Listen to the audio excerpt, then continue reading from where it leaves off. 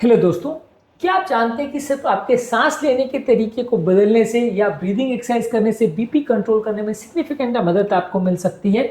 बिना किसी मेडिसिन के, बिना किसी जिम के या बिना किसी बड़े तरीके के आपको सिर्फ सांस लेने के तरीके में इम्प्रोवाइजेशन करना है, उसके तरीके को सीखना है। आपकी बीपी में सिग्निफिकेंट रिडक्शन देखने को मिलेगा और आपको ब्लड प्रेशर की दवाइयों की ज़रूरत काफ़ी कम पड़ने लगेगी। आज जानने का प्रयास करते हैं कि कौन कौन से तरह की ब्रीदिंग एक्सरसाइज आपके लिए अच्छी है और ये किस तरह से काम करती है और क्या हर व्यक्ति जिसको ब्लड प्रेशर का प्रॉब्लम है उसको इससे फ़ायदा मिलेगा या नहीं, आज जानने का प्रयास करेंगे। टॉपिक पर जाने से पहले जो लोग हमारे चैनल पर नए हैं उन्हें रिक्वेस्ट करूंगा कि चैनल को सब्सक्राइब करें।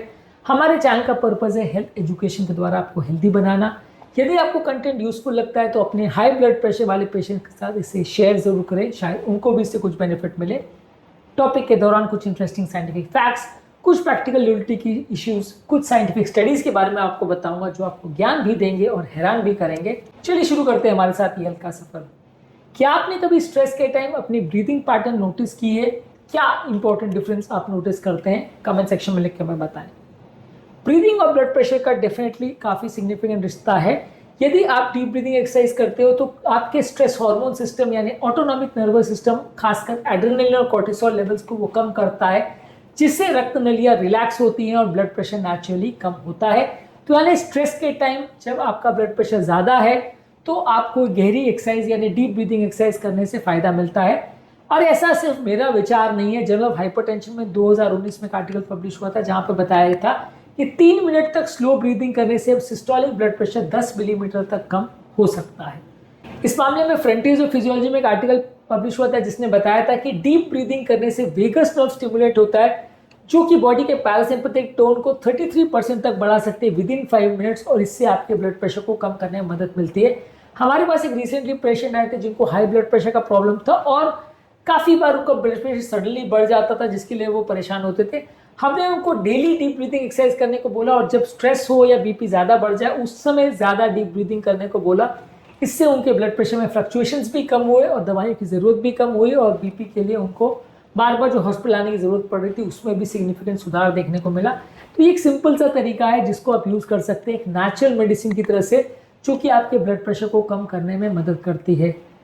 इस मामले में लॉन्ग टर्म डीप ब्रीदिंग करने से भी फायदा होता है, डेली डीप ब्रीदिंग करने से भी फायदा होता है। सर्कुलेशन जर्नल में 2021 में एक आर्टिकल में बताया गया था कि 5 से 10 मिनट तक यदि आप धीरे धीरे करके यानी स्लो ब्रीदिंग करते हैं, वो आपके रेस्टिंग ब्लड प्रेशर को 8 से 12 मिलीमीटर तक कम कर सकता है, अगर व्यक्ति को ऑलरेडी हाइपरटेंशन की प्रॉब्लम है तो।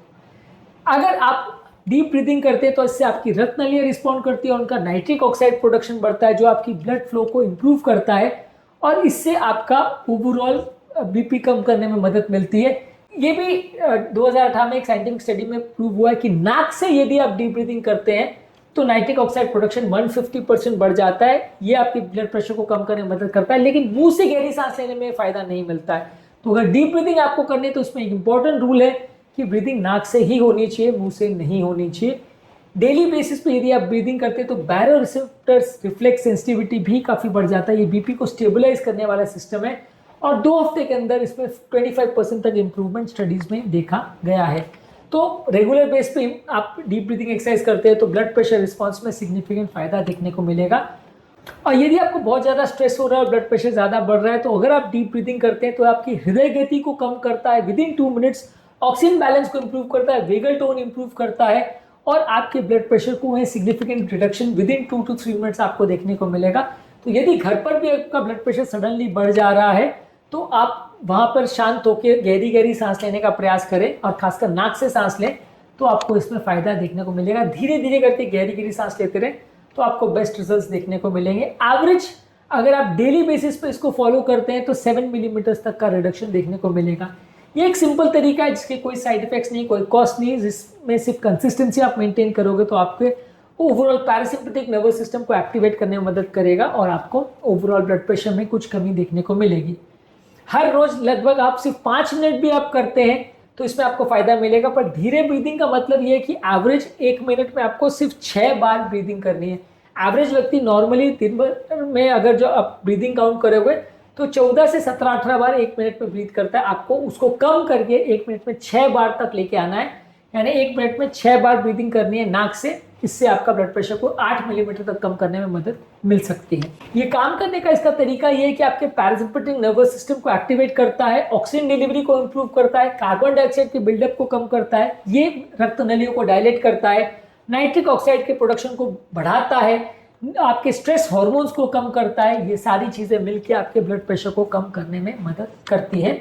हमारे कई पेशेंट्स में हम इसको ट्राई करके देख चुके हैं कि ऐसे टाइम पे गहरी या डीप ब्रीदिंग करिए, सॉफ्ट म्यूजिक सुनिए, ये सारी चीज़ें आपकी ओवरऑल ब्लड प्रेशर को कम करने में मदद करती है।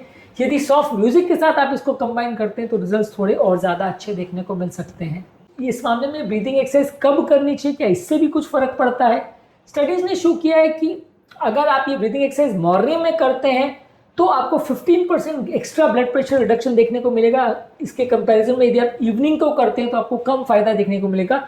ये होने का कारण ये कि कॉर्टिसोल के रिदम के साथ वो बेटर सिंक्रोनाइज करता है और मॉर्निंग में एक्सरसाइज करने से आपके नेचुरल हार्मोन्स को ज़्यादा बेटर रिस्पॉन्स मिलेगा और आपको मॉर्निंग के टाइम पे प्रेफरेबली इसको करना चाहिए। माउथ ब्रीदिंग करने से फायदा नहीं होगा, उससे उल्टा इफेक्ट जो नाइट्रिक ऑक्साइड बनने का है वो नलीफाई हो जाएगा, इसलिए सिर्फ नेजल यानी नाक से ही ब्रीदिंग करनी है।